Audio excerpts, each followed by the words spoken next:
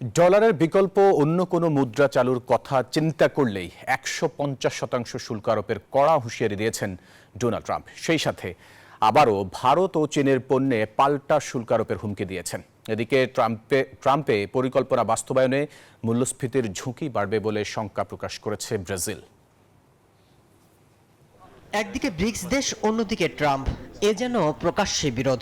এবার সরাসরি ব্রিক্স জোটকে হুঁশিয়ার করলেন ট্রাম্প। তিনি বলেন, যদি এসব দেশ মার্কিন ডলারের বিকল্প কোনো মুদ্রা তৈরির চেষ্টা করে, তবে তাদের পণ্যের উপর ১৫০% শুল্ক আরোপ করা হবে। ব্রিক্স দেশগুলো আমাদের ডলার ধ্বংস করার চেষ্টা করছে এবং তারা একটি নতুন মুদ্রা তৈরি করার পরিকল্পনা করেছে। আমরা তাদের পণ্য চাই না।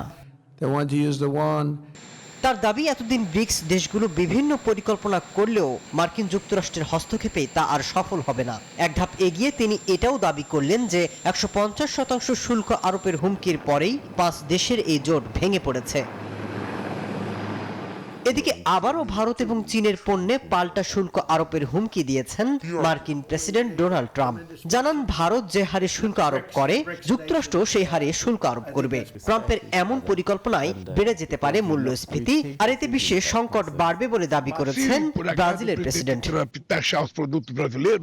বিশ্লেষকরা এও বলছেন, ট্রাম্পের এই হুমকি বিশ্ব অর্থনীতিতে আরও এক নতুন চ্যালেঞ্জ সৃষ্টি করতে পারে। মাসুদ রানা, নিউজ 24।